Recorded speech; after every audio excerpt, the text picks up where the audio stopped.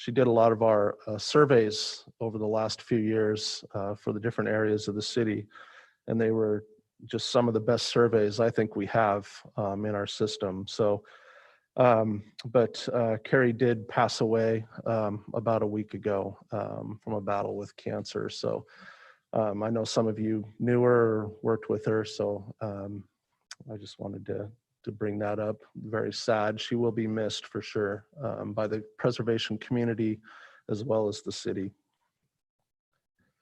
From there, I'll go on to the agenda. Item number 1, DRH 2441 has been deferred a couple of times while the applicants work out some issues with the site plan and the floodplain. That item, I talked to the representative for the property today, and they're going to defer that again. So that's proposed for another deferral to January 28th.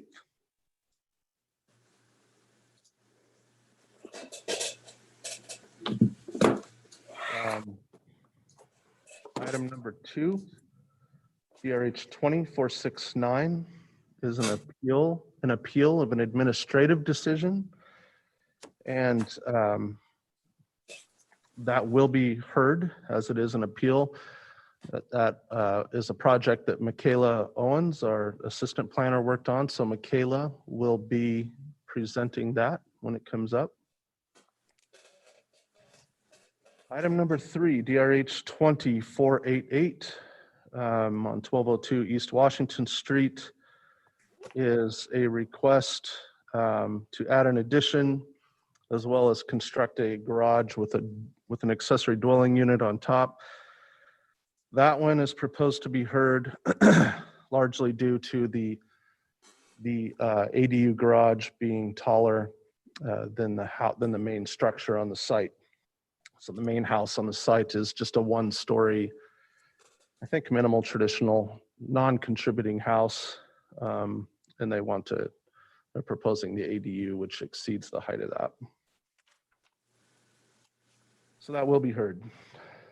Item number 4, DRH 2522 on 1805 7th Street. Certificate of Appropriateness request to remove a carport and construct a garage with accessory dwelling unit. We have not heard from the public on this, and the applicant does agree with the staff report. So we are proposing that for consent.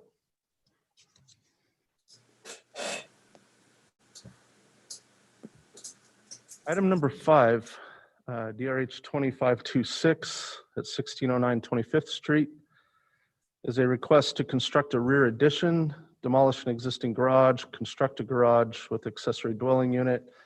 The roof will also be altered and increased on this non-contributing property. This is the one that somehow the garage elevations didn't make it in the packet, so I did email those to you. Hopefully you received them. For the chair, I did print off a copy for you as well. We have not heard from the public on that, and the applicant doesn't have any concerns with the report, so we are proposing that for consent as well. Item number 6, DRH 2534 at 1512 North 14th Street.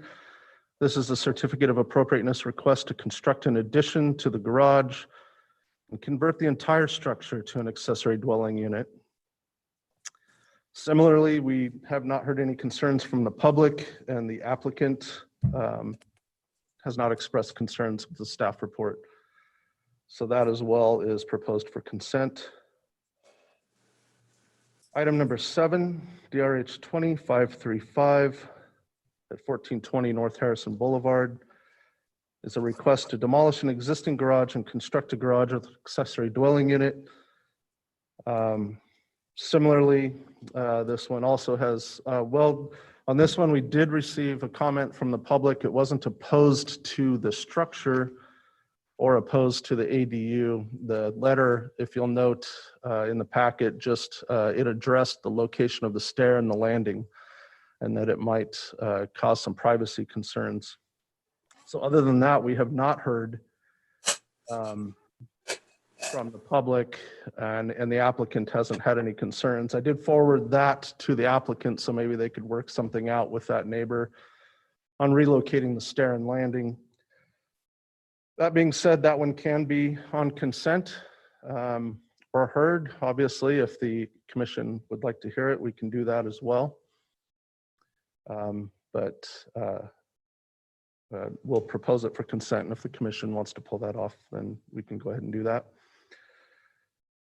Item number 8 are the findings from an application you heard last month at 1901 North Harrison Boulevard. So that was the project that had the addition on the rear. It had the large garage that exceeded the height of the house and the higher lot coverage. And so that was denied by the commission. And so those findings are in the packet, and that would be on the consent agenda if the commission agrees with the findings of fact. And that's what we have tonight. Thanks, Ted. Do any commissioners have any issues with the proposed items for consent? That would be items 4, 5, 6, 7, 8. I would like to hear number 7. Here, number 7. Great. Yep. Thank you. I'd like to hear number 5. And here, number 5 as well.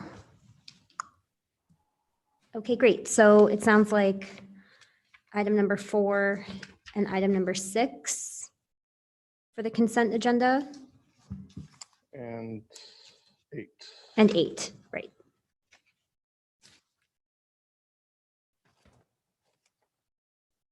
Oh, 4, 6, and 8. Yep. Okay, great. Any questions for Ted? Okay, we'll go ahead and call the work session, and we'll see everyone. Madam Chair? Yes, Mr. Kosky. Sorry, I didn't see you talking. Well, I didn't have any questions for Ted on the agenda, but I'm wondering, Ted, if this is maybe this isn't the time or not, but can you maybe help us as commissioners a little bit on the topic of going to planning and zoning to get variances on setbacks and how that relates to when we approve or deny of something? I'm always a little bit confused on, if we approve something that goes outside of the setbacks or outside of, those kind of things that require a variance, well, why they can't get the variance first and then come to us. And maybe with some of the new commissioners, maybe a little bit of explanation would be helpful. Would you be able to provide that right now? Sure, absolutely. So we have due to the nature of the lots in these historic districts, they're sometimes pretty small or awkward lots. And so a lot of times, a lot of them are substandard. So a lot of times a variance is requested. So the commission's role in that process, and just so you know, sometimes it would be a lot more convenient if we could review the variance first and then bring the project to the commission with that variance approved.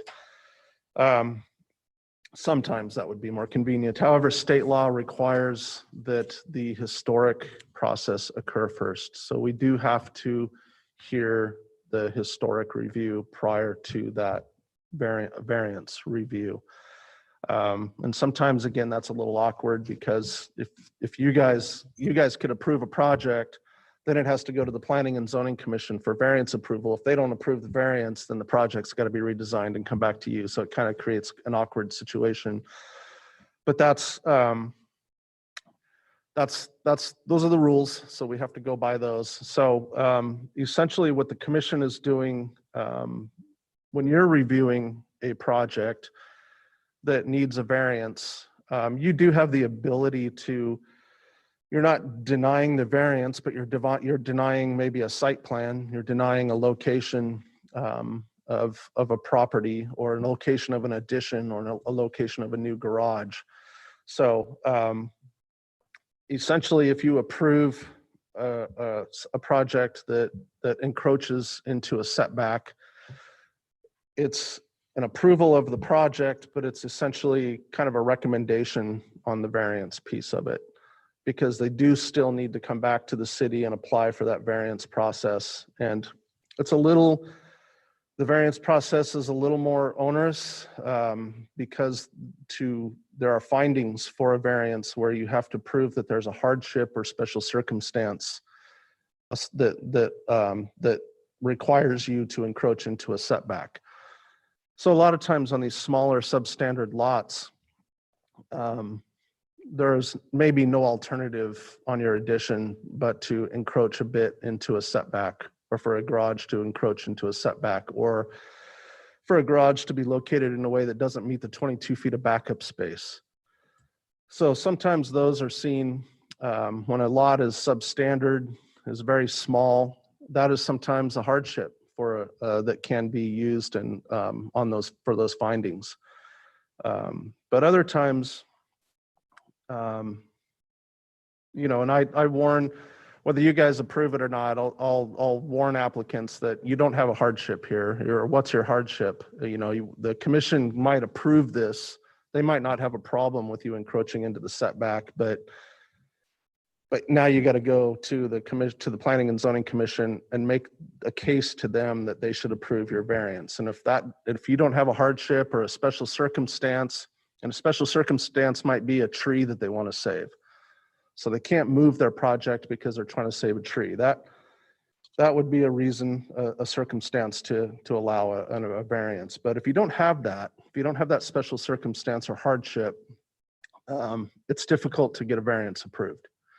So, and so that's kind of a discussion we have sometimes. If I don't see that hardship, if an applicant just wants the project where they want it, and there's no hardship, it can be moved, it can be adjusted to meet the setback, we'll have that discussion with them and just say, look, you know, even if the commission, the historic commission does approve your project, you don't have a hardship, you don't have a reason for the Planning and Zoning Commission to give you this variance. And so it makes it a little more difficult and could cause more work on the side of the applicant to have to redesign their project, come back to historic if they don't get that variance. So it's kind of a weird circular thing with variances, you know.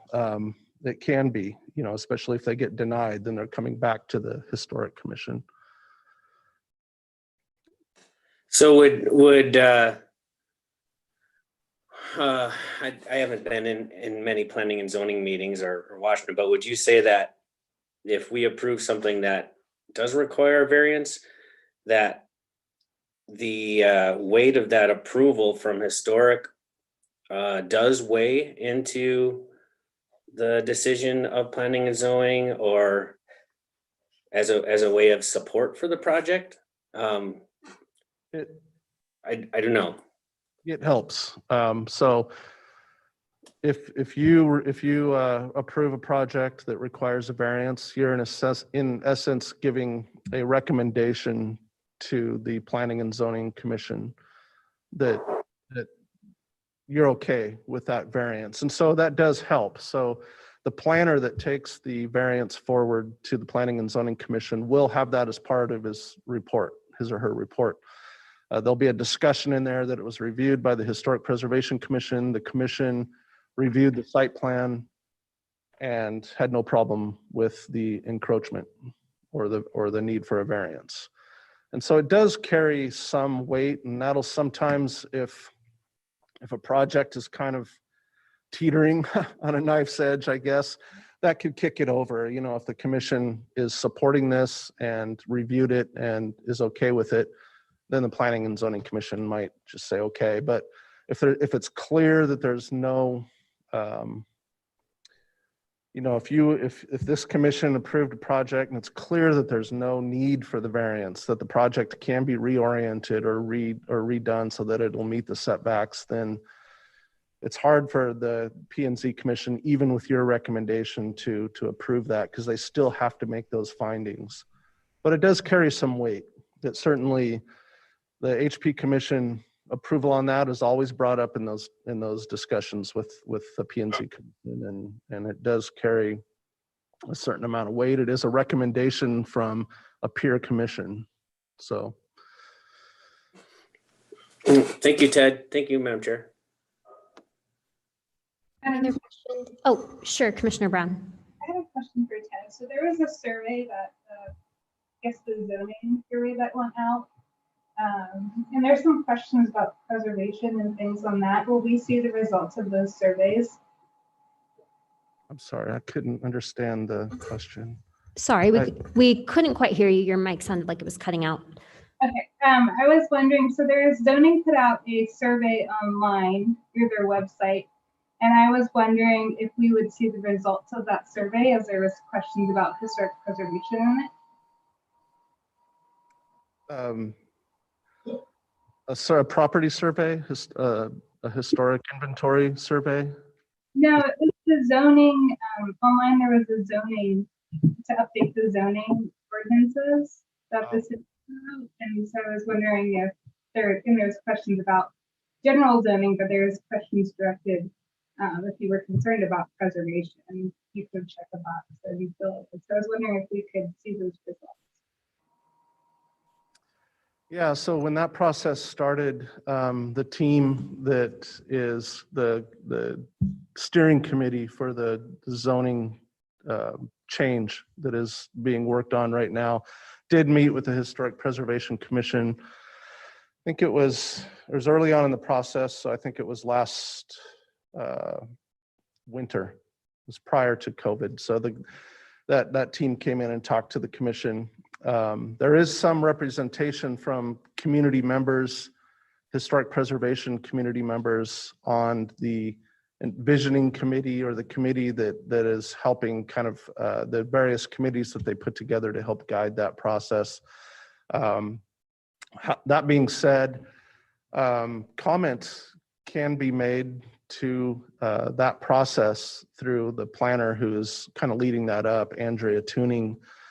She is taking public comment on that and as well as the consultants, but she's kind of the conduit to that. And I can send that information out to the commission as well.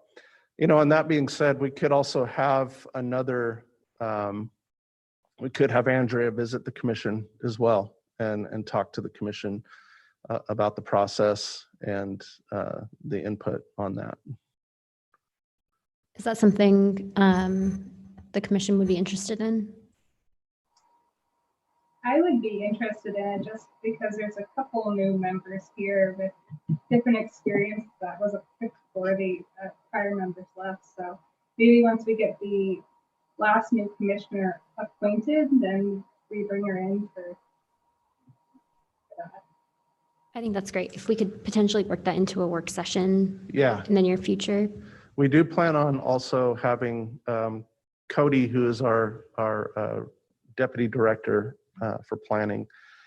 Once we get the final commissioner on board, he kind of wanted there to be a full commission and make sure everybody's there. And he was going to come into the commission in one of the work sessions and have a discussion about things that are going on, specifically about the demolition ordinance and some of the changes we're doing with demolition review as well. And also there could be some questions there as well with the zoning process, the zoning rewrite process. Wonderful. Any other questions for Ted?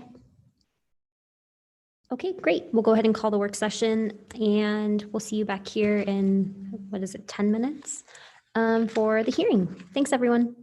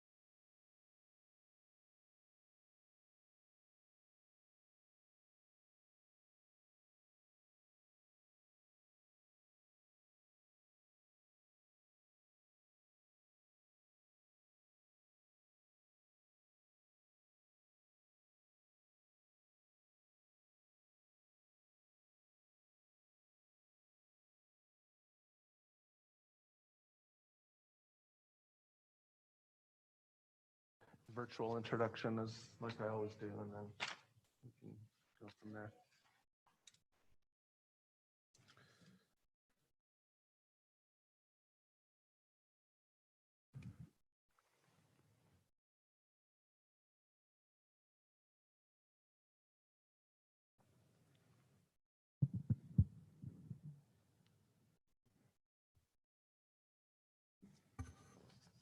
Good evening. Let's go ahead and call the December 28th Historic Preservation Commission meeting to order. I will go ahead and turn it over to Ted for our virtual introduction. Oh, actually, should we probably do roll first? That would probably be a good idea. Victoria, would you sure. please call the roll? Oski, Here. Maroney,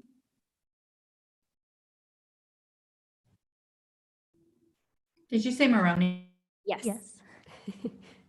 I'm here. Weaver, Here. Brown, Here. Pape, Here. Montoto, Here. 6 present, 1 absent. Thank you. Now I'll turn it over to Ted for our virtual introduction. Thank you, Madam Chair. Good evening and welcome to this hybrid meeting of the Boise Historic Preservation Commission. A few things to start out for the good of the order. Everyone from the public entering this hearing virtually has been automatically muted and cannot speak.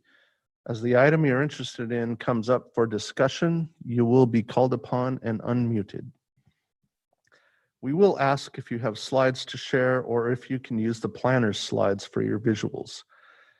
If you have your own slides, you will be promoted to a panelist. This may log you off for a moment and log you back in, and then you'll have the capabilities to share your screen. A quick overview for Zoom. The capabilities and options are different depending on which device you're using. If you're on a smartphone, you'll be limited to only speaking and sharing your camera. If you're on a computer, you can share your webcam or your screen when called upon. Some laptops might not have microphone capabilities. If you wish to speak over the phone but watch on your computer, the phone number for this hearing is listed on the email you received when registering for tonight's hearing. For both smartphone and computer participation, there are controls on the bottom of Zoom to virtually raise your hand when you wish to speak on the item you're interested in. If you're attending on the phone with no visual capabilities, you can raise your hand virtually by typing *9. There is a chat function in Zoom that is part of the record and should only be used if technical difficulties arise. If the chat function isn't available for you, you can email zoninginfo@cityofboise.org with any technical issues. Our procedures for public hearings begin with a presentation from the planning team, then we'll go on to the applicant and then the representative of the Registered Neighborhood Association, followed by questions from the commission. After that, we proceed to public testimony, starting with those who signed up on the electric sign-up sheet in advance, and then anyone else who raises their hand virtually. Each member of the public is allowed up to 3 minutes for testimony. We will provide a 30-second warning and then stop you at 3 minutes. We are strict with this time as it is limited in code. Then the applicant is allowed 5 minutes for rebuttal, after which the hearing will be closed and the commission will deliberate and render a decision. Tonight's agenda and proceedings will be almost the same as a regular hearing, except we might have a bit of delay as we work through this new technology. Madam Chair, you have the floor. Thank you, Ted. Have all the commission members had a chance to review the minutes from the November 30th, 2020 meeting? Great. Does anyone have any comments or changes to those minutes? Fantastic. Hearing none, I will take a motion on the November 30th, 2020 minutes. Madam Chair, Commissioner Weaver. I move to approve the minutes. Thank you. Do I have a second? I'll second. Thank you. Victoria, would you please call the roll? Koski, Aye. Maroney, Aye. Weaver, Aye. Brown, Aye. Pape, Aye. Montoto, Aye. All in favor, motion carries. Thank you. I've been informed that there's one item up for deferral, item DRH 20-00441. Is there any member of the audience wishing to speak to this item?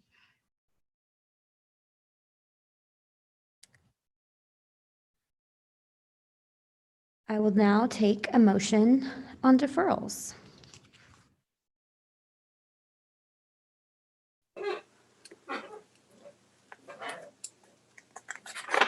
Madam Chair, I approve deferral of DRH 20-00441. Second. Oh, thank you. Victoria, would you please call the roll? Kosky, Aye. Maroney, Aye. Weaver, Aye. Brown, I, Ape, Aye. Montoto. Aye. All in favor, motion carries. Thank you. Item DRH 20-00441 is now deferred to the January 28th hearing. Madam Chair, I think that's 25th. Oh, 25th. So I'm last sorry. Monday. Yeah. I had 28th written down, 25th. Thank you, Ted. Items for the consent agenda. I believe we have 3 possible items for consent, beginning with item number 4, DRH 20-00522, Amy Allgaier at 1805 North 7th Street. Does the commission have any questions on this matter? Is the applicant present? We are. Are you in agreement with the recommended conditions of approval? Yes, we are. Thank you. Staff, was there any written opposition to this matter? Madam Chair, there was not. Is there anyone present tonight wishing to testify against this matter? Seeing none, and based on the representation of the applicant and the lack of opposition, item DRH 20-00522 will be placed on the consent agenda. The next item we have on consent, or proposed for consent this evening, excuse me, is item number 6, DRH 20-00534, Derek Hurd at 1512 North 14th Street. Does the commission have any questions on this matter? Is the applicant present? Yes, I am. Are you in agreement with the recommended conditions of approval? Yes, I am. Staff, was there any written opposition to this matter? Madam Chair, there was not. Thank you. Is there anyone present tonight wishing to testify against this matter? Seeing none, and based on the representation of the applicant and lack of opposition, item DRH 20-00534 will be placed on the consent agenda. Our final item proposed for consent this evening is item number 8, DRH 20-00436, Joe Levitch at 1901 North Harrison Boulevard. This is the discussion and ratification of findings for denial, as this item was denied at the November 30th, 2020 hearing. Do I have I move that the consent agenda and all items on the consent agenda be approved subject to all the findings and conclusions and conditions of approval agreed upon for each application. Do I have a second? Second. Victoria, would you please call the roll? Kosky, Aye. Aye. Weaver, Aye. Brown, I, Ape, Aye. Montoto. Aye. All in favor, motion carries. Thank you. Any applicants whose items were on the consent agenda, you are free to go or exit the Zoom call. Now we will move to the remaining items on the agenda. And the first item to be heard this evening is item number 2, DRH 20-00469, Brian Bloss at 1810 West Bella Street. Ted, can we please have the report? Madam Chair, Michaela Owens. Oh, I'm sorry. I have that in my notes here. Michaela. Will actually give the presentation. Thank you, Michaela. I'm so sorry about that. I did have it written down. Yeah, no problem. Okay, I'm going to go ahead and share my screen now.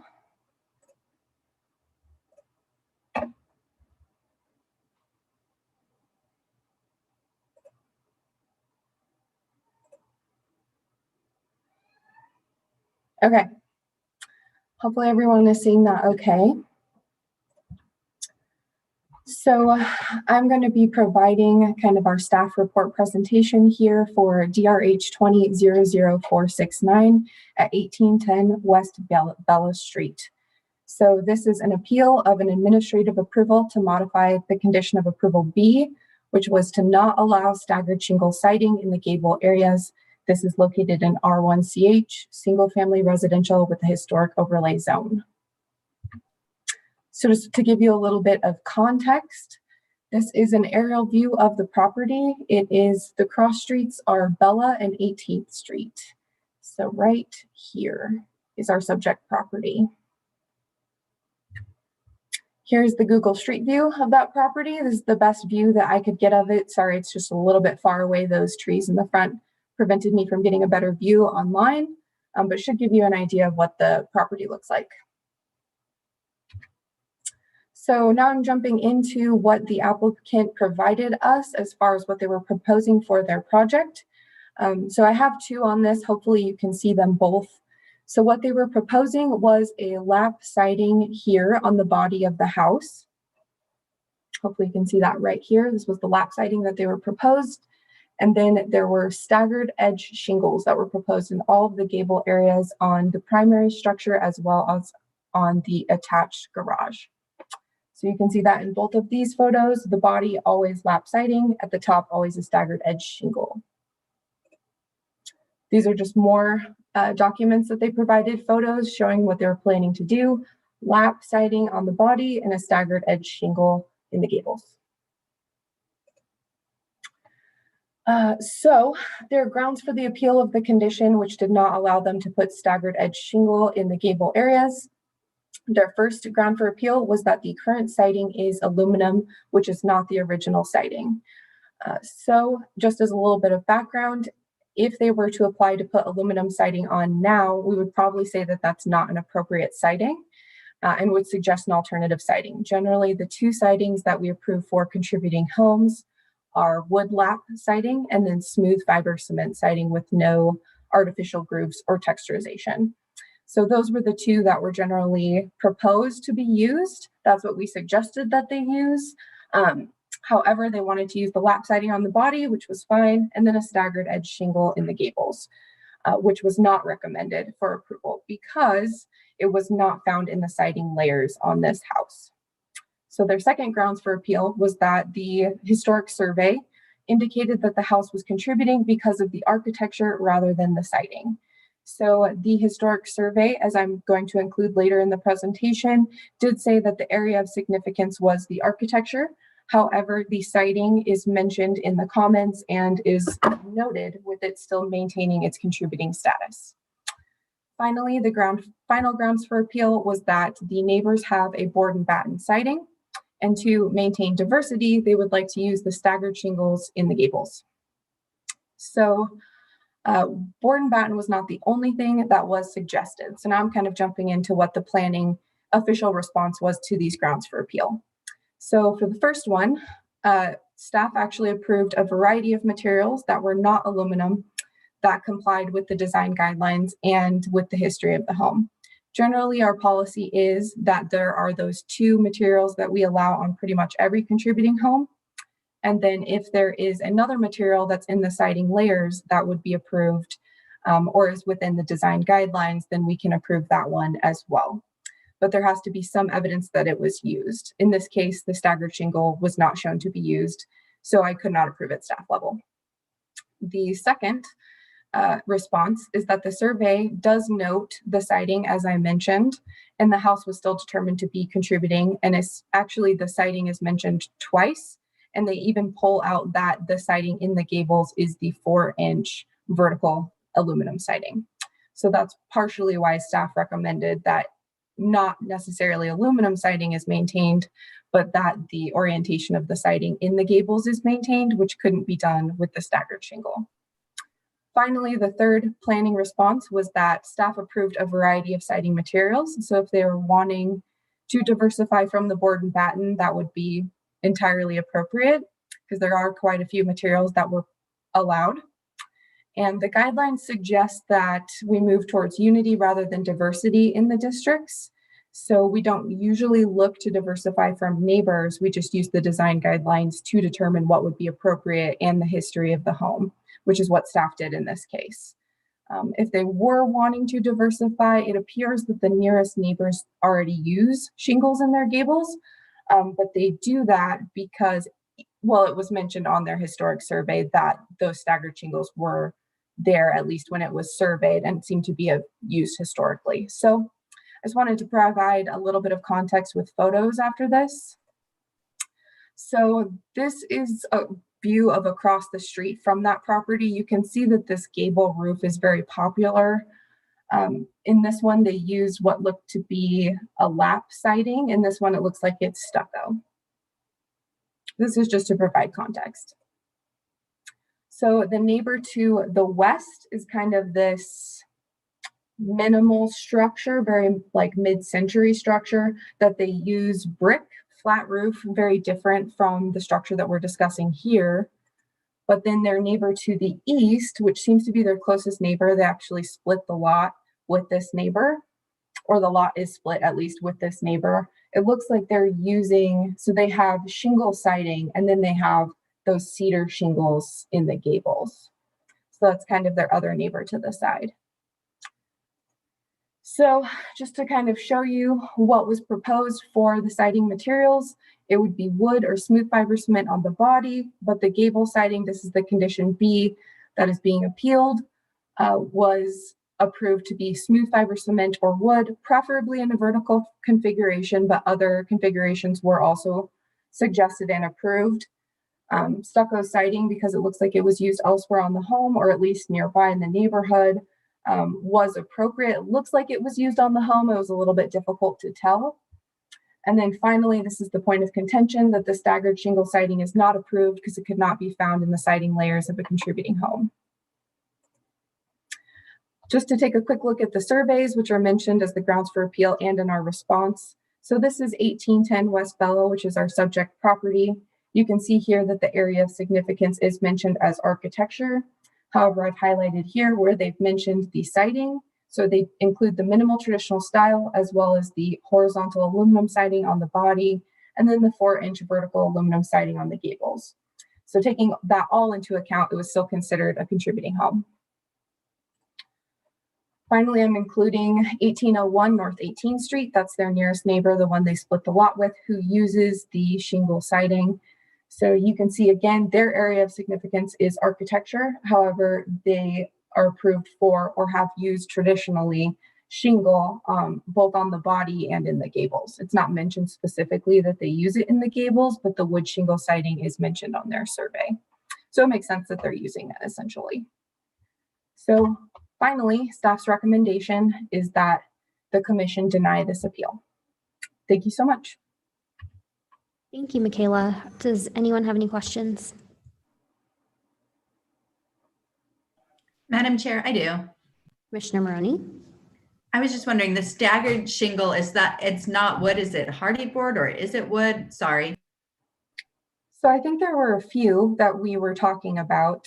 In general, the staggered seems to be like a cedar, but hardy does make a few that are similar to that staggered shake. And we've discussed both of those, and it seemed like neither of those would meet the intent of wanting to keep the orientation the same, or at least using something that was historically used on the home. Okay, so it doesn't matter what material it is, you're just feeling like the shingle isn't appropriate for that area.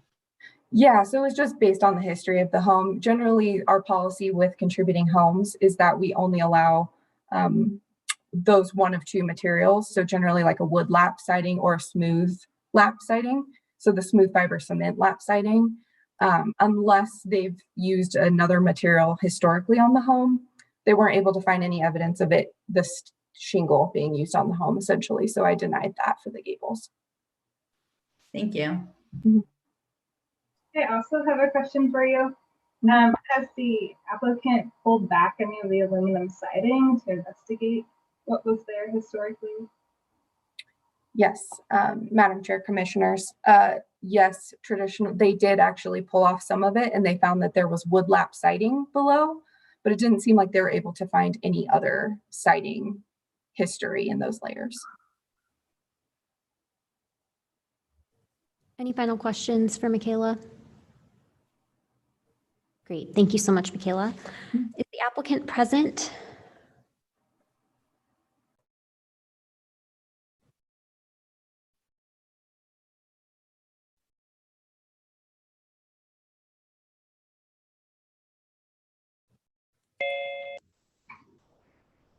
Oh, yep. Hi there. Please state your name and address for the record, and you have 20 minutes. Ryan Bloss, 1810 West Bell Street. And you. I think Jim is in I'm the sorry, room. go right ahead. You have 20 minutes. Okay. I think Jim is in the room. Is that true? He was going to present some stuff. He sure is. Jim, if you want to come forward, state your name and address for the record. I'm Jim Colley with Amazing Exteriors, Boise.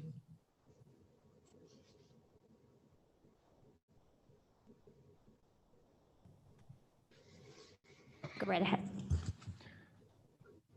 I think the distinction that we need to make here is we're just talking about the appeal of the material that was recommended by staff for in the gable ends. And so, you know, as we understand it, the pattern would be a vertical pattern, and what we were proposing was a horizontal pattern with the staggered shingles. Now, what we wanted to offer as a compromise, and Ryan, please jump in if you want to, is a straight edge shingle, which would mimic, you know, a more linear pattern, if you will. And so we would want the commission to take that into consideration for the materials in the gable ends only.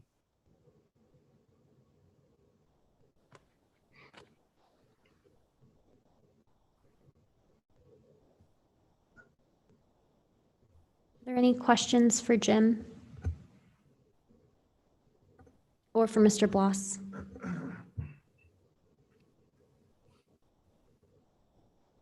Okay, if you don't have anything further, thank you so much. Is the Registered Neighborhood Association here to testify?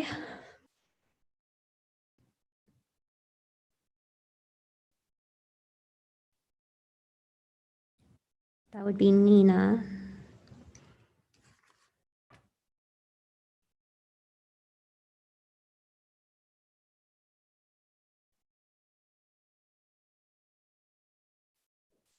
Madam Chair, does not appear so. Thank you, Josh.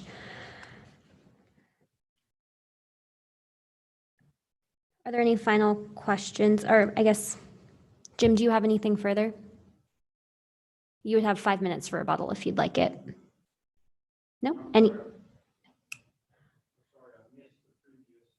Comment? Oh, do you have anything further to add? You have 5 additional minutes. But as a rebuttal, what? There would be no rebuttal. Okay. It would just be 5 minutes to add anything if you'd like. All right, no then, thank you. Great, thank you. With that, I will go ahead and close the public portion of the hearing and we'll consider a motion. Madam Chair, maybe to get things going here, I'll give this a shot. I would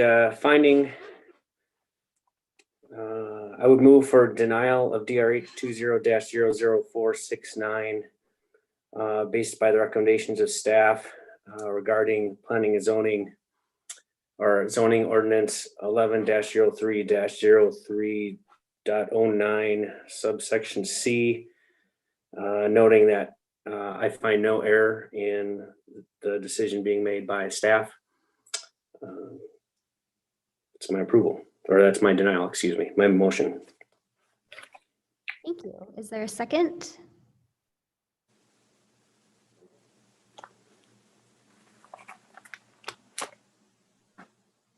Or discussion?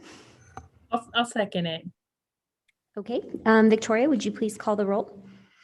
Koski, Aye. Maroney, No. Weaver, Aye. Brown, Aye. Pape, Aye. Montoto. No. Motion carries, 2 opposed, 4 in favor.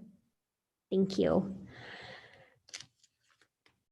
The next item we have on the agenda this evening is item number 3, DRH 20-00488, Richard George at 1202 East Washington Street.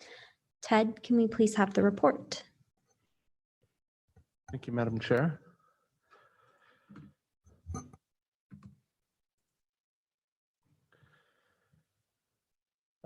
The item is at 1202 East Washington Street. It is a request to remove an attached carport, construct a rear addition, and construct a garage with accessory dwelling unit. This is located in the East End Historic District, and the property is classified as non-contributing. This is the property here on the corner of Locust and Washington, and it's oriented to the south with Locust running along the side, the street side, and then Washington on the front. And the project area for the garage would be back here. If you can see my pointer, you'll see where they're removing this section back here, which is a carport, and then adding an addition back here. This is the site plan. And as you can see, here's Washington, and then Locust along the street side. And then in the hashed area, you'll see the addition. It's about a 473 square foot addition. And then in the hashed mark back toward the alley, you'll see where the garage and ADU will be located. And that will be, currently the property does take access from Locust Street to the driveway and carport on the rear of the house. So with the new garage, access would be taken from the alley and then side loaded into the new garage.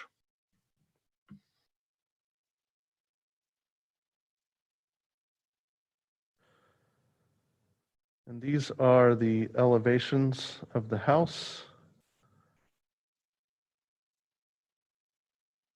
with the addition.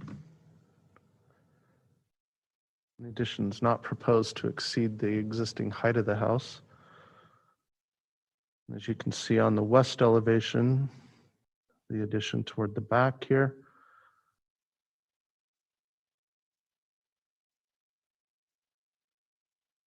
And then the garage elevations.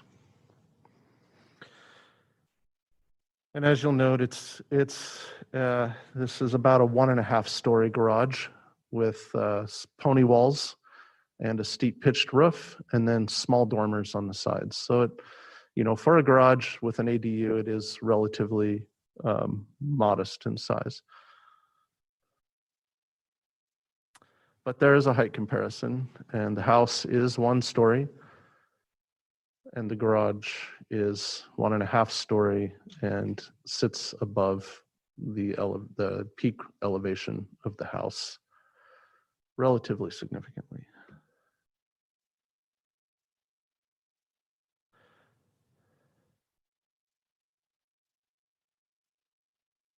And that is a front view of the home.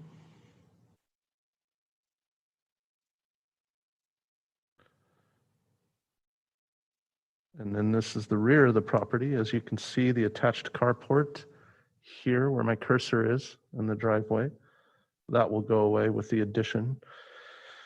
And then the project area here for the garage, this is the alley, and then the garage will be located in this area and side loaded. And then here's another west side view of the property.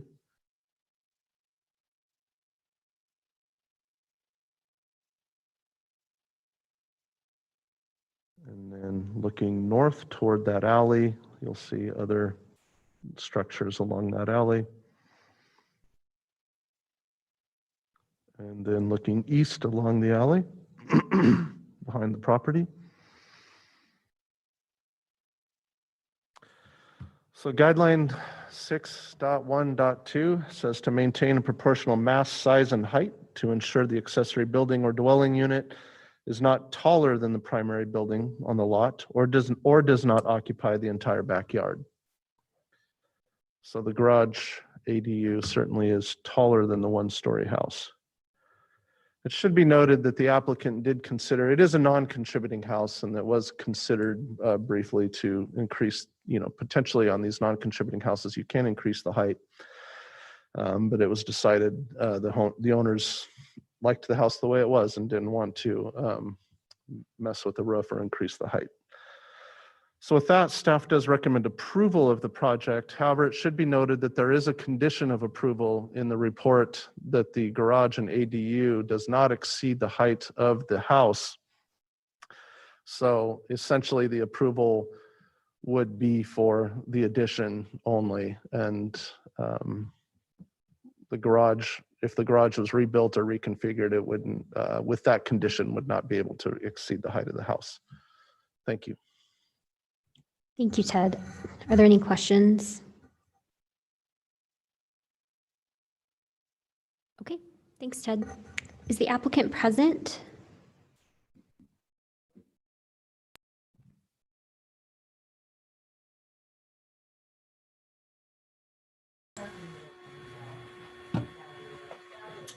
Good afternoon. My name is Rob Sepich, and I am the owner of the house. We also had our architect, Mr. Richard George, who is also online to answer any architectural questions you might have. So I guess I might just start out by thanking the commission for your time and kind of give you an idea of what our plan was with this. So we wanted to, as Ted mentioned, maintain the majority of the house as it is and try to add on with minimal interruptions. Most of our neighbors are two-story buildings, kitty corner to us at 425. They have that block of two-story duplexes. Immediately to the east of us is a 25-foot tall structure that is a single-family unit building. So we were trying to figure out a way to maximize the potential of our property. So a big part of that is that we decided to dig down into our basement in order to maintain our roof height. So we're trying to convert what is right now about a 5.5-foot basement structure to something that is a full compliant 8-foot wall. So we tried to follow the recommendations in the 4.1.7 on the recommendations on the Boise City website. And we were trying to figure out a way to, include hips and dormers that are very similar to what you might see in the rest of the neighborhood, and also that are congruent with what the house has itself. Right now, the house has some aluminum siding, a lot of aluminum windows. We'd like to restore it to something that's a little bit more to what the original configuration of the home would be, go more towards something that is a bit more like a 3-inch, 4-inch shiplap, that sort of thing. With that, Madam Chairman, I'd be happy to take any questions that the committee might have, but do appreciate your time on this. Thank you so much. Would you actually mind stating your address for the record? Correct. That's 1202 East Washington Street. Perfect. Thank you. Are there any questions for the applicant or his architect? Madam Chair, I have a question. Sure, Commissioner Koski. In the conditions of approval, and also in working with staff, it's mentioned that your garage and accessory dwelling unit be lowered in height to be lower than the house. I mean, right now your garage plan is 23 foot tall and existing house height is 18'6". So you've got to bring that height down 4.5 feet or so.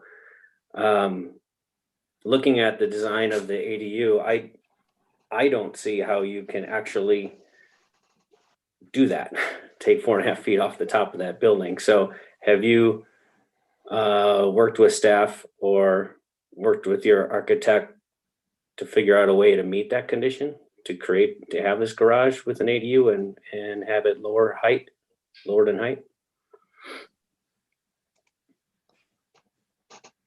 Madam Chair, this is Richard George, the architect. Can you hear me?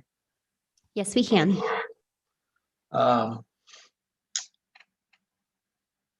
looking through the design guidelines and residential historic districts, we've, all the pictures shown in here are relating approved examples and unapproved examples, and it relates to the whole neighborhood and not just one particular lot. And so we were thinking that our train of thought was to keep the house pretty much looking like it has or blends in like it always has been. The house just to the east of us is 25 feet to their ridge. And we're below that with our ADU. I'm not quite sure where I don't know if it's city guidelines that our particular new ADU needs to be lower than our main roof. We were looking at design options on tossing larger roof framing on our existing house in order to make it follow those guidelines to line up with the ADU. We're talking 4.5 feet. That's shorter than I am tall. Not that I'm not very tall. This is not like a full 2-story house. It's 1.5 stories, which is exactly what is next to us to the east, which is 2.5 feet taller than our proposed structure. And right behind us in the alley, in that north view that was shown earlier, you could see 2-story houses right behind us. And like Rob mentioned, the duplexes across the street are 2-story. I think they're a flat roof. I measured them and they're easily 26 feet tall. So as far as blending with the neighborhood guidelines, I think we're there. Looking at design review, let's see, guidelines below shall apply to developments on substandard lots of record, location, design of adjacent buildings, landscaping of right-of-way improvements, etc. Number of stories, there's an exception here. Any building constructed as 1.5 stories with a pitched roof and with a maximum building height of 18 feet to the midline of the roof shall be exempt from further review under A, which was listed above here. I'm looking on your staff report, page 11 of 19, and there's a big 3 on the sheet. So I don't know exactly where that is or how to pop that up on the screen. But where our midline is 17.4.5, give or take an inch or 2. So we're below that 18 feet. I don't know how that comes into play with this. But I think we're complying with, if I'm reading this correctly. Well, in 6.1.2, it specifically says that the ADUs cannot be taller than the wording is the dwelling unit is not taller than the primary building. And when I guess my question for you is, if you were able to meet the conditions that are proposed for approval by lowering the height of the building 4.5 feet, what would you have to do to redesign it? Well, we wouldn't have a second floor, or we wouldn't have a ADU is what would be the issue. We just have a roof over a garage. 4.5 feet is, you can't even walk in that. So we've got a probably 8-foot height in the middle of this building, and then it slopes down to about 3 feet on each side in the middle. So there's this is a 24 by 24 foot building. It's very small already. And started with 3-foot tall walls on each side and gone up from there with a lower pitch. The house next door to us has a 12 and 12 pitch with their story and a half, and that's why their house is so tall. The only other way I could see to do it would be to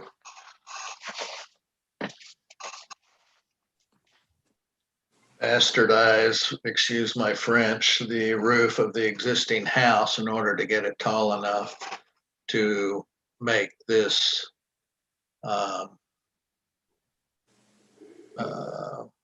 work with the part that you just read from. I don't know if that's Boise City code or where that comes from, about the house being taller than the accessory dwelling. Thank you for clarification. That was in the our design guidelines, and to read it exactly to make sure for the record we have it correct. It's 6.1.2, which states Where that comes from. Yeah, it says it's maintain a proportional mass, size, and height to ensure accessory dwelling. Maintain a proportional mass, size, and height to ensure the accessory building or dwelling unit is not taller than the primary building on the lot or does not occupy the entire backyard. Right. So that's what it says. But thank you for answering. Thank you. I had a couple more comments. I mean, from Washington Street side, you would never see this building because the house would cover that view completely. This garage is on the far northeast corner, away from the side street, and we would have, my drawing of the two together is kind of a perspective, not a 3D model, and we would have landscape between the sidewalk and our driveway, and I haven't asked Rob whether he wants a fence, the backyard fence in front of that landscape strip or not. We haven't discussed that far. So you'd see probably half of this. Yes, in this 2D drawing, it looks like it's huge compared to the house, but in reality, we're talking 4.5 feet in a very small frame building, and it's 60 feet away from the street, from the curb of the street, 50 feet maybe. So, in perspective, the house is gonna, the house is gonna look 3 times the size of this garage. In a 2D drawing, you're not gonna see that perspective. And I'm not sure how to show sample drawings of sample ADUs that show what I'm talking about. The house definitely distorts the size of the garage because it's not really that large. And this is not all, 4.5, the whole thing's not 4.5 feet above the ridge of the house. It's, sloping back. We have the gable dormer, small gable dormer, and the shed dormer, and just the front and the back. The eave heights are similar to the house. Our ridge height is 3 feet lower than the house, 10 feet away from us on the east. So I guess I'm requesting that, since these are guidelines and not necessarily the rule book, that you might look at this individual building and see that it's not that opposing as it looks in the 2D drawing. Mr. George, I have a question. This is Yes. Madam. Can you tell me, or maybe the owner is better equipped to answer this question, what is the primary function of the ADU? Is it going to be used as a home office? Is it intended to be rented out? Madam Chair, if I might, Please. this is Rob Sepich, the owner. So our intended function is to enable my folks to come over and join us. We just had a baby October 28th. So we're trying to create a space that my mom and dad might be able to come over and see the baby and be able to spend time. They live in Portland, Oregon. So we're hopeful that they'd be able to come spend quite a bit of time, or my sister might be able to come out and use that space that otherwise might be dead space that would just hold cars. That was kind of our idea behind that. Thank you so much, and congratulations. I'm looking here at the site plan. I think I'm on page 13 in the packet. And I really appreciate how modestly done this site plan is. I feel like you do have a larger ADU garage situation happening, but given the size of your home, it's easy and probably intentional to do so. Can you speak to, as the owner of the property, and maybe you kind of already mentioned this, but what is the importance of having the ADU space to your family, given that you've just had a baby? Can you kind of elaborate on that a little bit more? Yes, Madam Chair, I'd be happy to. A big part of it is, good fences make good neighbors, and sometimes space is good for family too. So especially having a newborn, he's got some lungs on him. So having a little bit of space to allow my folks to be able to spend some time very close to us, but still have a little bit of that separation is really going to be probably a pretty good thing for our family, in order for us to have happy people on every side and make sure that everybody is not feeling on top of each other. And that's the big part of this. I mean, unfortunately with COVID, we've been very far apart, but sometimes overexposure can be quite a bit. So we'd like to set up a spot where, my folks can come over and have a lot of time to spend with my son. That means a lot to us, and that is something that we're really, really focused on as a family.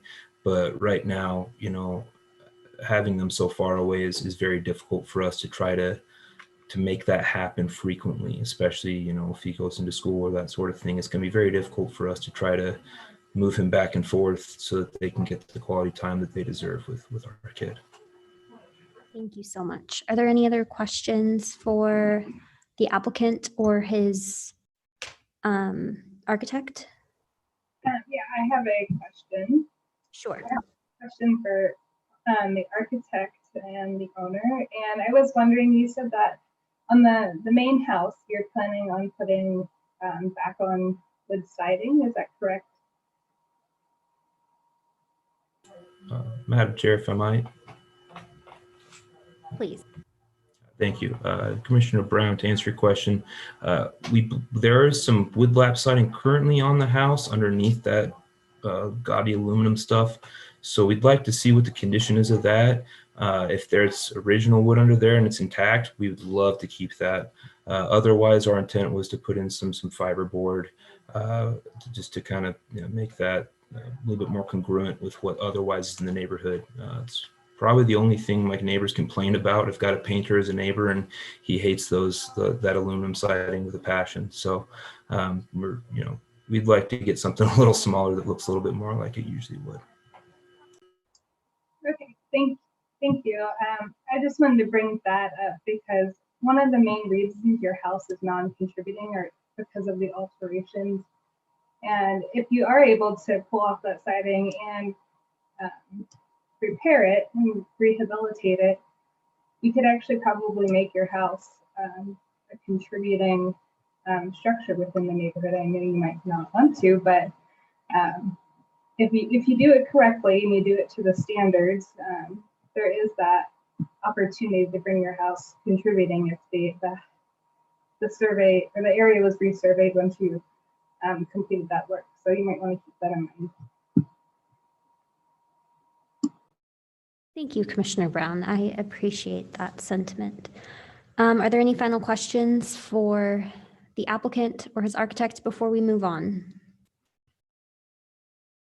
Great. Thank you so much to the applicant and the architect.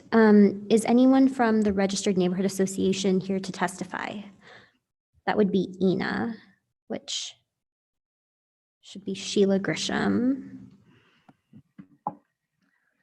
Hi, this is Sheila Grisham with the East End Neighborhood Association. I'm at 1204 East State Street, Boise, 83712. And I must say I'm a little conflicted on this one, especially after Commissioner Brown's comment about the possibility of it being changed to a contributing house.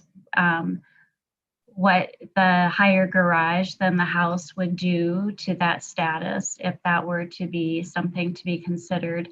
I must say though too, I am very pleased and happy that the homeowners are keeping the house, especially the facade, all the same, and just adding on to the back and not turning it into a two-story house or something that's much bigger.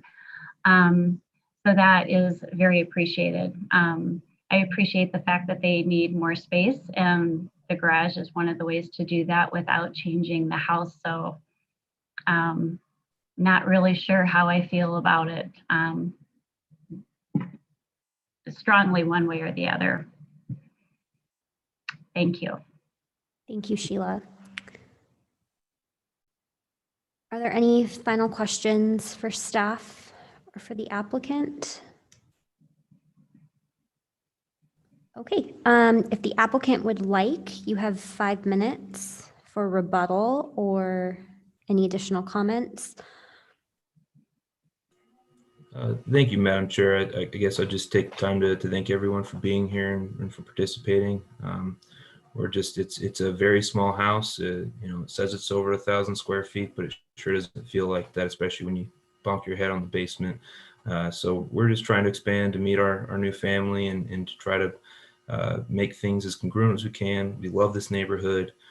We're going to stay here for a very long time. So we really appreciate your time and look forward to the outcome of this. Thank you. Thank you, Mr. Sepich. With that, we'll close the public portion of the hearing and we'll consider a motion or discussion.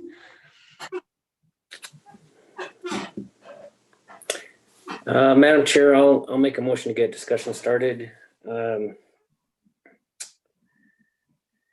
Based on in our guidelines 6.1.2, stating that a dwelling unit is not taller than the primary structure, I would move that that we approve DRH 20-00488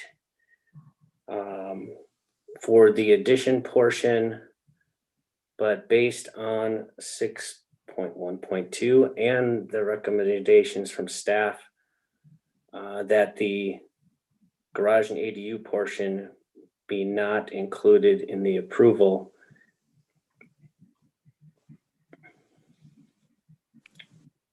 Thank you. Do I have a second or discussion?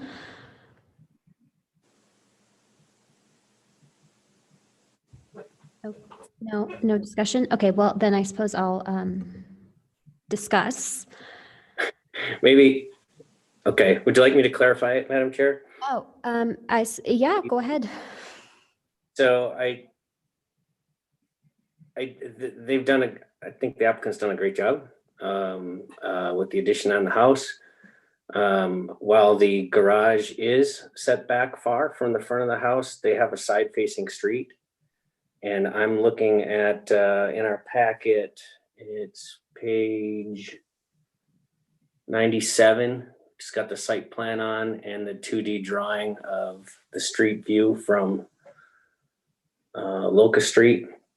Now, that's that's pretty significantly taller than the house, the ADU is. And while the conditions of approval in the staff report say that they could, if they meet the height of the house with the ADU, the staff would agree to approving it. The problem I have with that is in order to meet that height, you got to completely redesign that house, or excuse me, the garage. So that's why I left it off of my approval of my motion.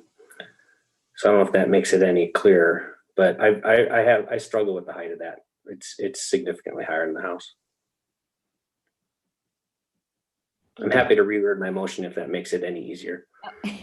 I suppose let's have some discussion, and then if you want to revisit your motion, you can feel free to clarify. I am kind of surprised by the fact that here we have an application before us of a non-contributing house.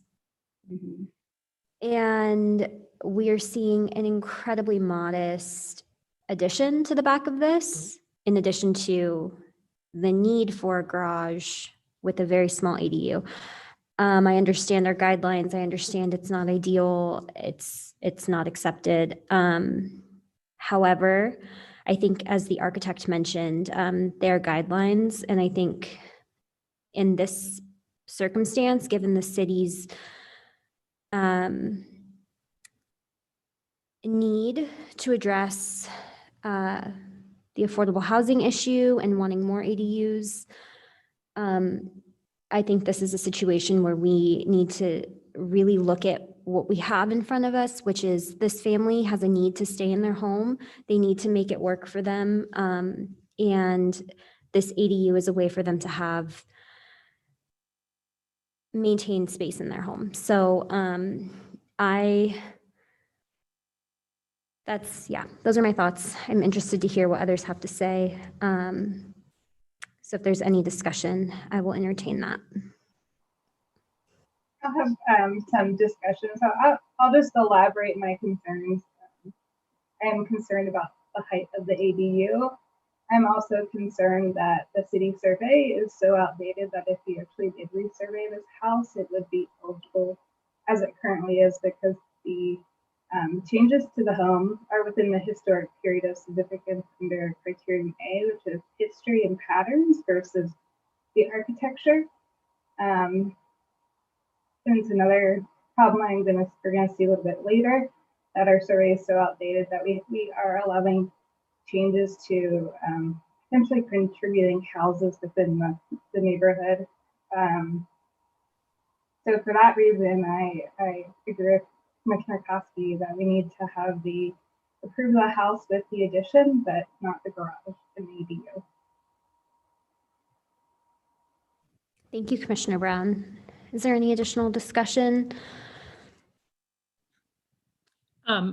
Madam Chair, just a quick comment. I agree with the addition. I think that whether this house was contributing or not, that this addition would have probably be fine. So I think it's fine. If I'm understanding staff's report correctly, if we approve it and don't take the garage off, it's still not approved as a two-story structure. So the only way they could build the garage is if it's just a regular one-story garage lower than the house. So I guess, unless I'm misunderstanding that, I would be fine leaving it as the staff report as it is with all the recommendations, so that there's still the option to build the garage as long as it's not taller than the house. Would you like to clarify that with Ted?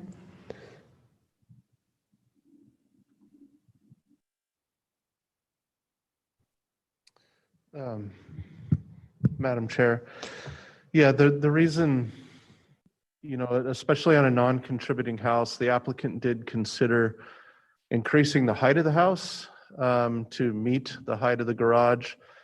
So the idea with leaving a condition of approval in there that the application's approved, but the garage ADU shall not exceed the height of the house. Essentially, it erases the current ability to construct a new garage and ADU. However, it does approve an ADU for the property in essence. So if the applicant did want to come back to the city and do something that would make it work, increasing the height of the house, like they had considered a little bit, that would be a possibility. So it just essentially leaves a little bit of flexibility in there.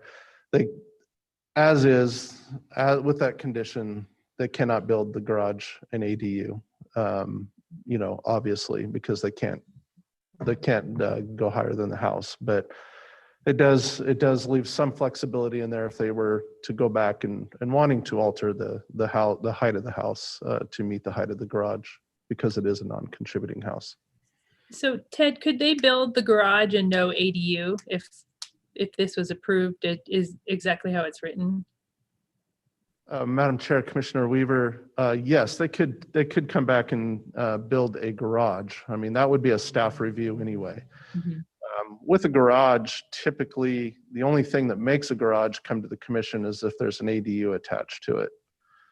So if it was just if they wanted to come back and say, okay, fine, we won't do the ADU, we'll just do them. We want to construct a modest garage, which they're getting rid of the carport, closing the access and creating an alley access. So it would allow them to build a garage not higher than the house. Mhm. Yeah, I guess that was my point. If we take it off, we say that they can't do it, then whether they decide to try and fit it under the height of the house or not, they still couldn't build a garage because it wouldn't be approved. But if we approve it as it is right now, they can't go higher than it, but they could still build the garage. If that makes sense. Yeah, and Commissioner Weaver, Madam Chair, the reason I took it off of my original motion is to give the commission the ability to see the redesign come back in front of the commission for us to approve of it. Not if we approve of this based on the conditions, we would not have the ability to see the new design. So we'd be approving something that we have no ability to see. If it was a simple garage that would be approved at staff level, we don't need to see that. But if it was an ADU that was one story, as an example, we would have just approved it without seeing it. And so that's why I made the motion the way I did. I think what staff's trying to do is, and I appreciate this, is try to eliminate as many steps possible so the applicant can get moving as quickly as possible on the project. And I appreciate that, but I want to see the new design. So that's why I made the motion I did. Thank you, Commissioner Koski. Any further discussion or before we revisit Commissioner Koski's motion? I have just one more thing I wanted to add, and just another thing that we should think of. The house next to it is a contributing property, so I'm not quite sure if you're looking at the house next to it and you look off to the left if you're going to see that ADU. So we should keep that in mind too. Thank you, Commissioner Brown. Commissioner Koski, would you like to revisit your motion at all, or would you like a chance to revisit your motion rather? I think, Commissioner Weaver, I think I'll take my motion away and maybe send it over to you and if you'd be willing to make a motion. Sure. So because I am with you, I think the height of the garage is too much. I think it overpowers, unfortunately, the height of the house. And if it was, even though it's a small lot, even if it was, maybe a foot or 6 inches above, because it can't be seen from Washington, that potentially would be okay. But as high as it is above it, it's just becomes a structure that's overpowering the one-story structure on the same lot. So But I am fine because it's at 35% lot coverage right now, and they're so limited on kind of what they can do, and it's going to be modest no matter what, based on height and square footage on the lot. I move to approve DRH 20-00488 with staff's recommendations as stated in the report. Do I have a second? I'll second. Okay. Victoria, would you please call the roll? Toski, Aye. Maroney, Aye. Weaver, Aye. Brown, Aye. Pape, Aye. Montoto. Aye. All in favor, motion carries. Thank you. Thank you, Commissioner Weaver. We will now move to item number 5 on our agenda. That's DRH 20-00526, Doug Cobb at 1609 North 25th Street. Ted, can we please have the report? Thank you, Madam Chair, members of the commission. This is a property located in the North End Historic District at 1609 North 25th Street. Expanded North End Historic District.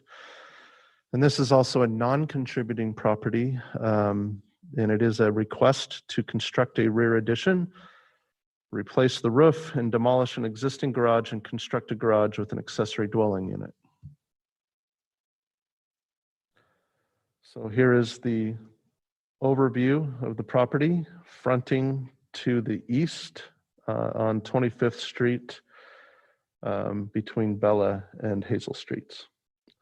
And note it's just across the street from the historic Booth Home property as well, which is just here.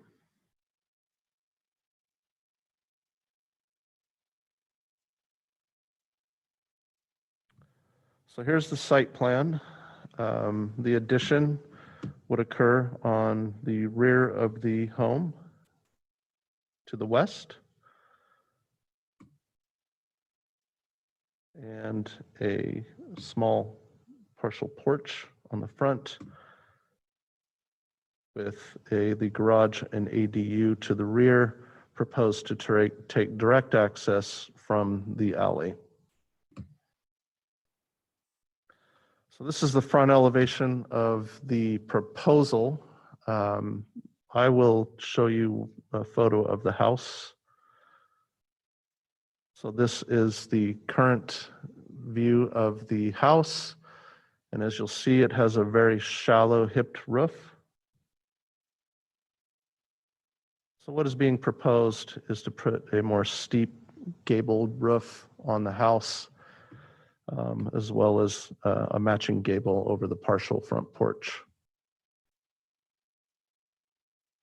And these are the side elevations.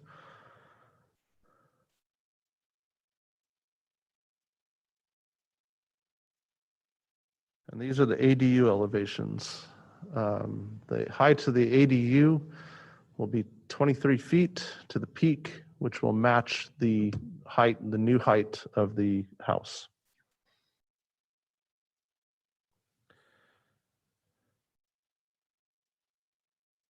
And again, here are photos, current photos of the home.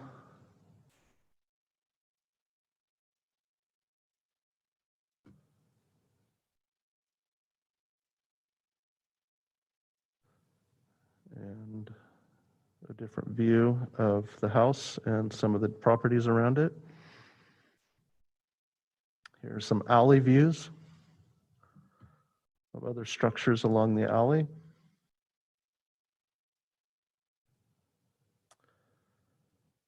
And staff does recommend approval of DRH 2526 with conditions of approval in the report. Thank you. Thank you. Are there any questions for Ted? Okay. Commissioner Brown, did you have a question? Sorry. I have a question, Ted. What is the height of the proposed house compared to the house next to it that's contributing? The one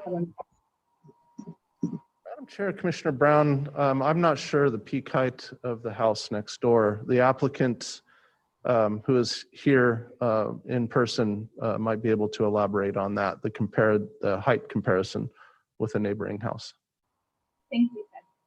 I will add that there are no proposed stories being added to the house, just a new roof, steeper gable section. So, Is the applicant present? Please come forward, state your name and address for the record. You have 20 minutes. Good evening, Madam Commissioner, or Madam Chair and Commissioners. My name is Doug Cobb. I'm at 6048 North Cobbler Lane in Boise, Idaho. We are proposing today a rear addition to an existing home. Sits in, I'd say, in the mid portion of the block on 25th across from the Booth development. We originally had proposed a rear addition matching the existing roof line with the ability to put an ADU above the existing garage. But as we all know, we can't exceed the height of the existing house. The existing home is at 16 feet, 6 inches. And Commissioner Brown, I believe the house next to it is about the same height. We made a new proposal. We changed the roof line of the existing house to bring it up to 23 feet to match the same height as the proposed ADU. The ADU, we're meeting the minimum heights within the garage and within this second level of the structure on this of the ADU with a fairly, I'd say a low profile roof to keep our roof height to a minimum. I want to point out that the Booth development is directly across the street and there are proposed 5 recorded lots that have been approved for 1.5-story structures, along with the approval to add ADUs to the detached garage. So that block will change significantly within the next year or two.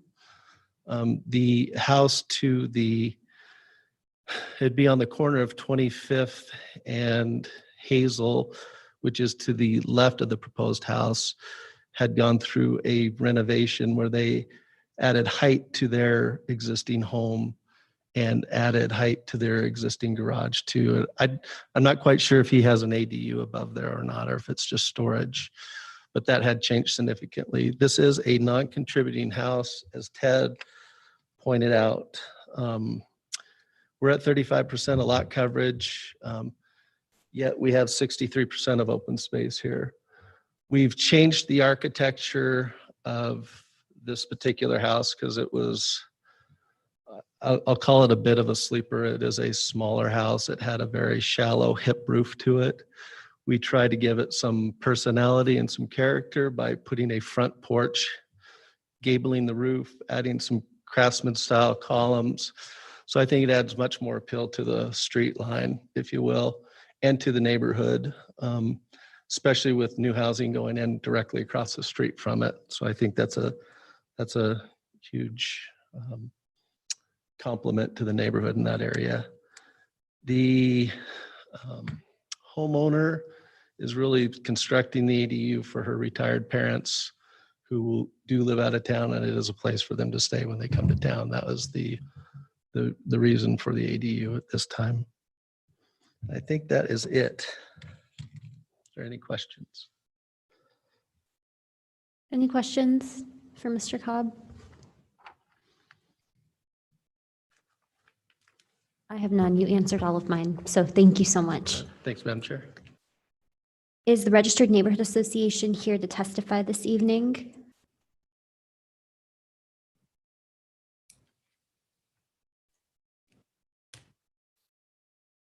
Madam Chair, it doesn't appear so. Thank you, Josh. Are there any final questions for staff or the applicant? Madam Chair, just quickly, you'll want to check for members of the public. Oh, I'm sorry. Are there any members of the public wishing to testify this evening?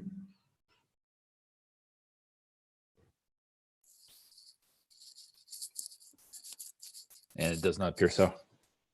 Thank you, Josh. Are there any final questions for staff or the applicant?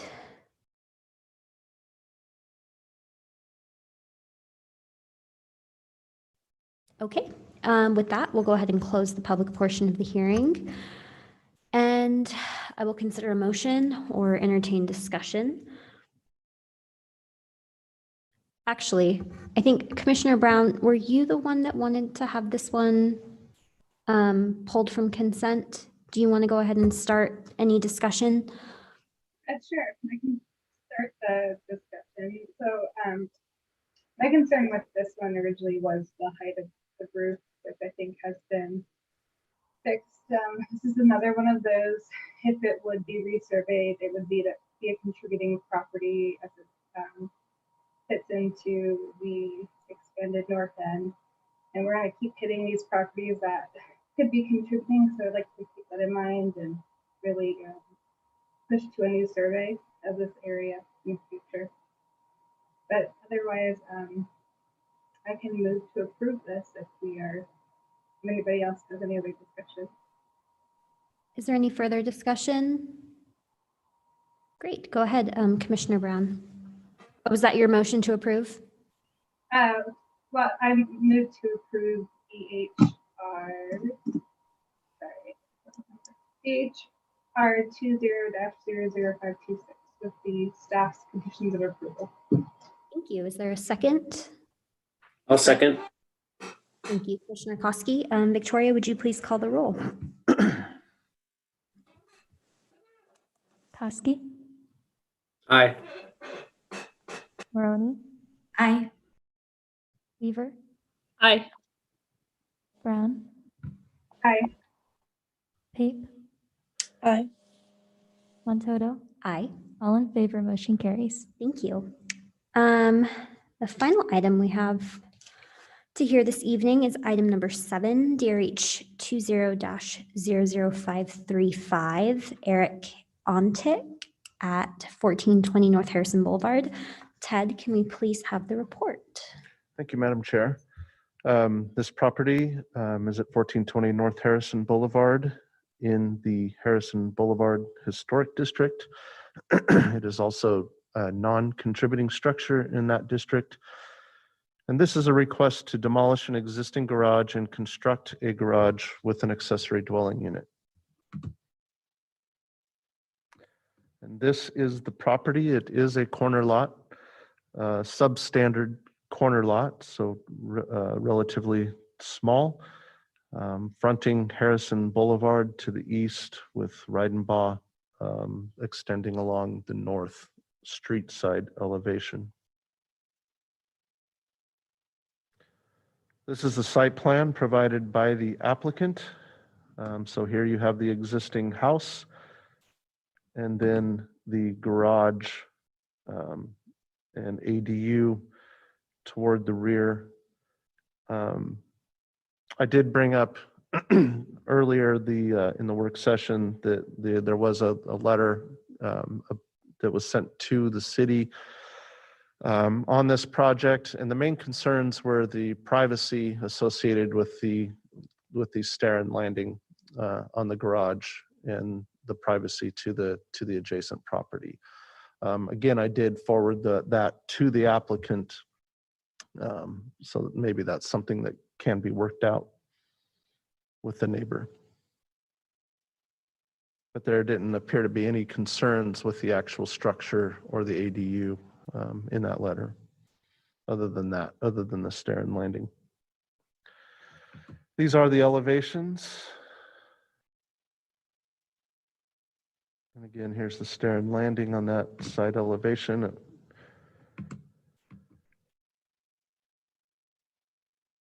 And this is the existing house, again, also a non-contributing Queen Anne style home.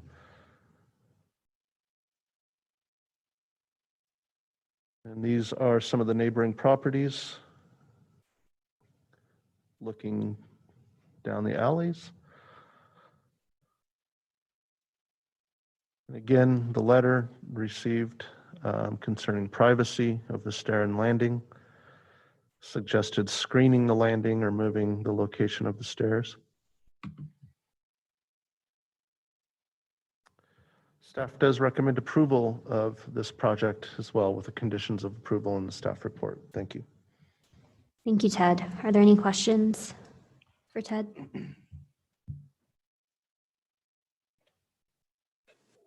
Yes, Madam Chair, and Ted.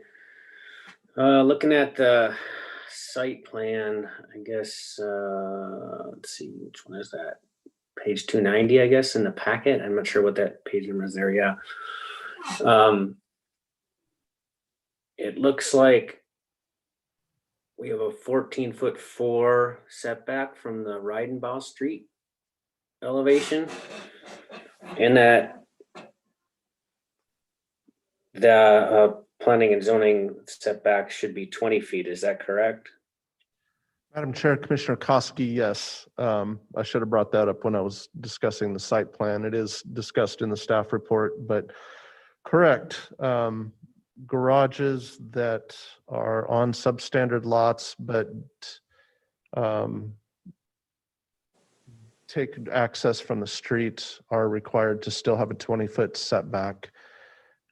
So a variance would be required for the setback, for the street side setback for this garage. It also appears from the site plan that the proposed garage and ADU now is closer to the street than the porch of the house. It's definitely closer to the Reidenbaugh Street side, not which is the side, should be noted, which is the side of the house. It looks like the garage is now much closer to the street than the house, and even closer than the porch. Is that what your interpretation of the site plan is also? Madam Chair, Commissioner Koski, that appears to be correct. Okay, thanks, Ted. Thank you, Madam Chair. You're welcome. Any other questions for Ted? Great. Is the applicant present?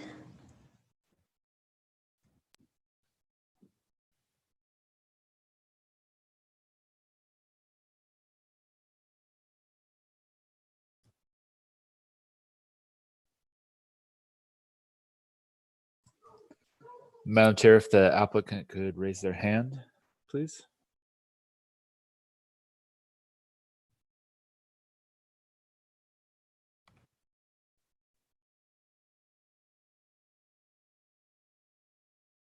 Oh, I see the applicant has added to the chat. If you could virtually raise your hand.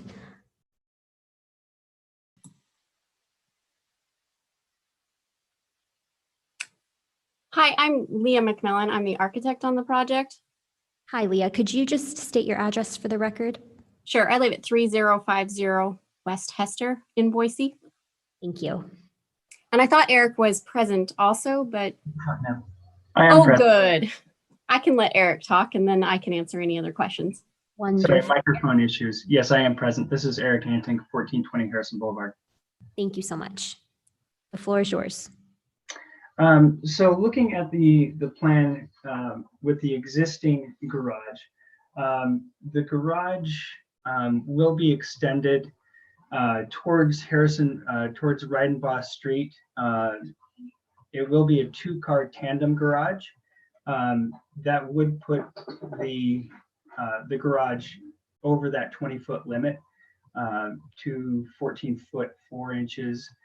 It will be extended on that overlapping that side of the house by about 2 feet. And with regard to the issue with the neighbor, I have talked to him and we've come to a conclusion that we would have a barrier a lattice barrier on top of that staircase to provide more security for them.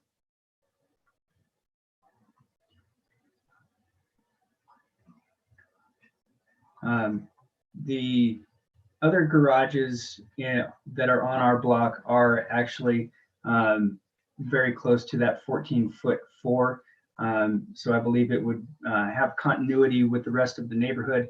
The house to the north of us is actually a brick wall that goes right up to the sidewalk, which is about 8 feet to the street. And that's all I have for you. Thank you. Are there any questions for Eric, or Eric, did you want to have your architect speak at all? Yes, please, if Leah could. I think Eric did just fine. I'm not sure we have much to add other than trying to get the two-car garage in, and then the space up above is not the whole length of the garage. It's just a very modest studio ADU up above. Wonderful. Thank you for clarifying. Are there any questions for the applicant? Madam Chair, I have a question, if I could, please. Yeah, I guess this is maybe a question for the architect. I'm sure working through staff, you've got lots of feedback on what setbacks need to be, and also lot coverage and so forth. But you know, city encourages the use of alley access to driveways instead of eliminating curb cuts on the street. So did you pursue at all achieving your goals of a two-car garage and ADU, but having it with an alley access and meeting the setbacks as required? So in order to be 10 feet off the alley, to have the required apron space, to have enough depth to park a car in the garage, you would be 10 to 12 feet at the most away from the house. The owner would like to still have a backyard and have a bit more separation than that.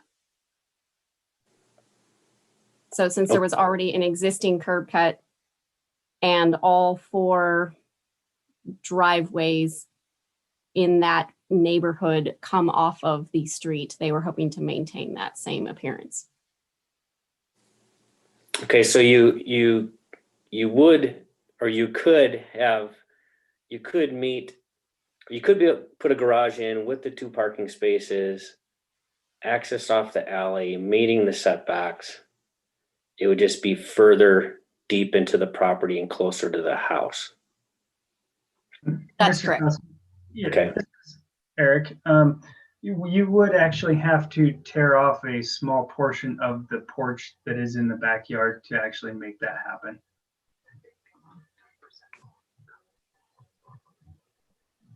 Okay, thank you. Any additional questions? Great, thank you. Is the Registered Neighborhood Association here to testify?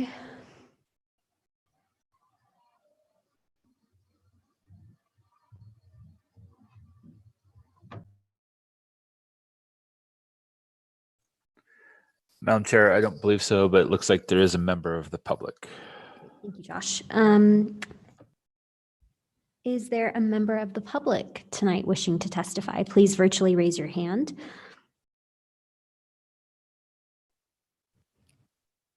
Please state your name and address for the record. Are you speaking about me, David Beal, 1414 Harrison? Yes, please. Thank you, Mr. Beal. You have 3 minutes. Thank you. I did speak with Eric. We are the neighbor that is directly south of his property. We share the property line running east to west. My concern and why I wrote the letter is the landing on the southwest corner as proposed would be moved or would be raised above our fence line and has direct access, visual access to our entire backyard. We have a hot tub. My daughter's out there quite a bit. And so I had some privacy issues regarding where that landing was and where the staircase was.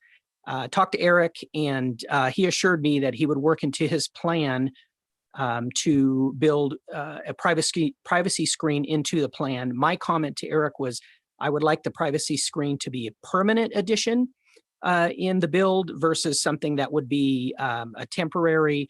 He originally had talked about something in regard to bushes or something like that. My concern is if Eric were to sell the property in a short period of time after the garage was done, and it's just hedges or something like that, that a new homeowner could come in and cut those down, and then I have the privacy issue immediately. So I would like to see something where it was built into the staircase that would be a permanent addition that would be not easily unraveled, causing my privacy issue to be immediate upon removal of whatever would be temporary. Thank you so much.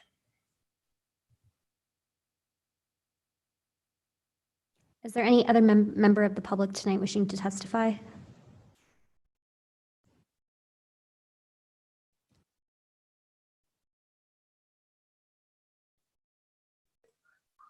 Madam Chair, doesn't appear so.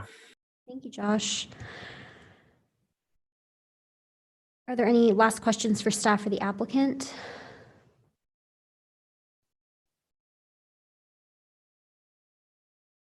If the applicant would like, you have 5 minutes for rebuttal. Yes, thank you. So back to the distance of the garage to the street, to Reidenbach. Our neighbor to the east, their garage sits currently at, I believe it's 14 feet to the street. And the home at 1501 16th Street is roughly 12 feet to the street.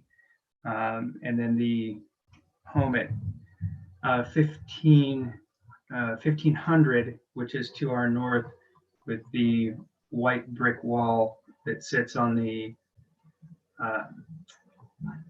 Reidenbach side, is currently about 6 feet to the street. So with the 14.4, I believe it would have a little more continuity than if we had a large two-car structure with alley access.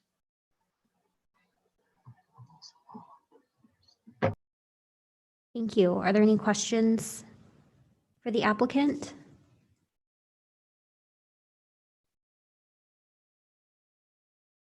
Madam Chair, I have a quick question. Sure. When I look, you're only proposing to do something to your garage, correct? Not the house? That's correct. Yeah. When I look at and it must be an optical illusion, but when I look at the aerial of your property, it looks like the existing garage is really close to the house, a lot closer than 32 feet, I think is what it says on here. Yeah, the new garage, sorry, yeah, go ahead. The renderings make everything look a little distorted. The garage is pretty close to the back end of the house. So is the new garage further from the house than the existing one is right now? It would actually be closer by 3 feet. And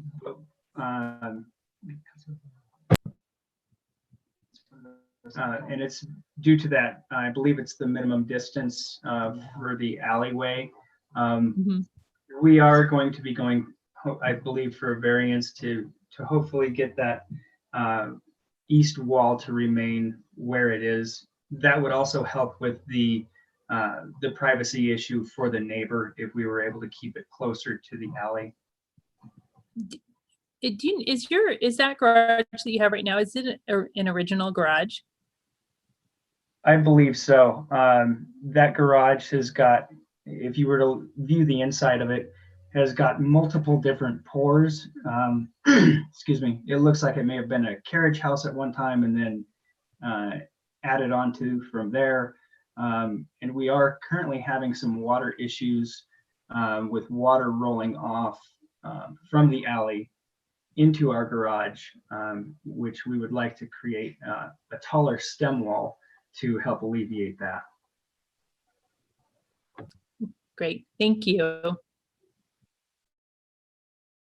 And I did have one question. What is your response to your neighbor's testimony this evening? We would certainly build some kind of a lattice screening structure to help block that off. I would be more than willing to work with David, the neighbor to our south, to make sure whatever we choose is sufficient, and that would be kind of encompass that landing area to cover the door height. Wonderful. Thank you so much. Are there any final questions? Great. With that, I'll go ahead and close the public portion of the hearing, and we'll consider a motion.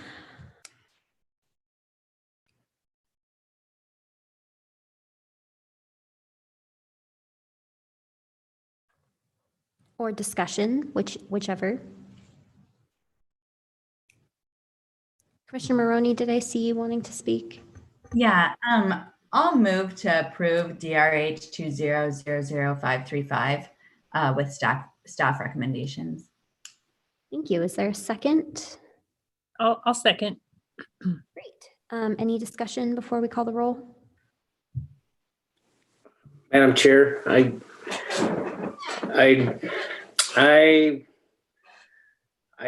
have a hard time approving this one when it comes to vote, unless the other commissioners can convince me otherwise. We're looking at a proposed structure that goes 6 feet, 5.5 feet into a setback that is part of our code. It's not 6 inches, it's not 1 foot, it's 5.5 feet. That's pretty significant to me. In addition, it puts the garage closer to the street side than the house is. And I know the area, I know the neighboring houses. I understand what the applicant said about the different setbacks from the other neighboring houses, but that is a significant amount of overage to me. They have the ability to build a 2-car garage with an ADU, orientated a different way and within the guidelines and zoning and desires of the city to be alley accessed. It just means they eliminate yard space between the garage and the house. And I get that. I wouldn't want that either, but as a commissioner, I won't be able to approve this with that significant of an overage into the setbacks that are required. So I'm going to vote no on this. Thank you for your thoughts, Commissioner Koski. Is there any additional discussion before we call the roll?